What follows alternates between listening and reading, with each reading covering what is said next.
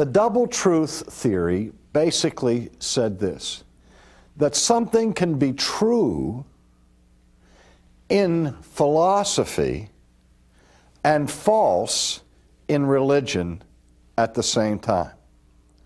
Or it can be true by faith, but false in science at the same time. Now, let's translate that idea to contemporary categories. We see the raging controversy that goes on about human origins. Are we, as human beings, the product of a purposive act of divine creation, or are we merely fortuitous cosmic accidents, grown-up germs that have spontaneously come out of a chance collision of atoms and so on? Now, obviously, we cannot both be purposefully created by a self-existent eternal God and at the same time be cosmic accidents. Those two concepts cannot be reconciled. But a double truth thinker would say this, well, I'm a religious person, but I'm also a scientist.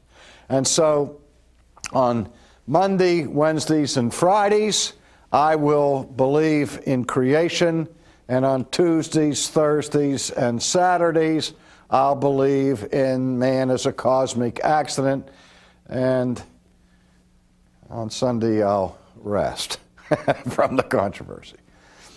Do you see what's going on here is a separation or a disjunction between faith and reason, between philosophy and religion, between theology and science, where the two don't meet or ever overlap. Now, it's precisely against that kind of thinking that St. Thomas Aquinas, who had been the illustrious student of Albert the Great, and who had been called by his student classmates while he was in school, the dumb ox of Aquino, to which Albert the Great replied, this dumb ox is going to astonish the world with his brilliance. But in any case, it was against this kind of thinking that Aquinas was responding, because he realized that if you had that kind of disjunction between faith and reason, and antithesis between science and religion, you would end up as an intellectual schizophrenic, and it would make truth impossible to reconcile. And so what he did was he said that there are certain truths that we learn from nature,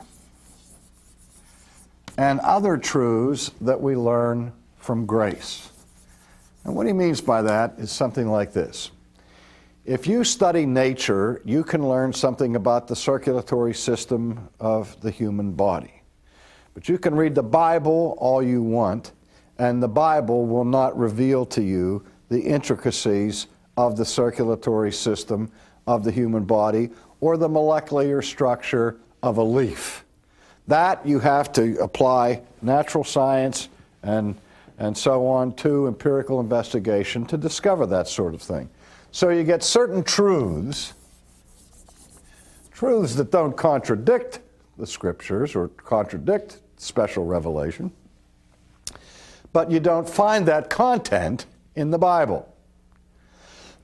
You find other truths, according to Aquinas, that are revealed to us only in the Bible that you can't discover with a microscope or with a telescope.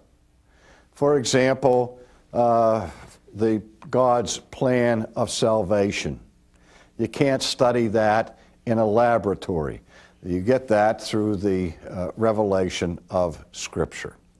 So you have two sources of truth, grace and nature.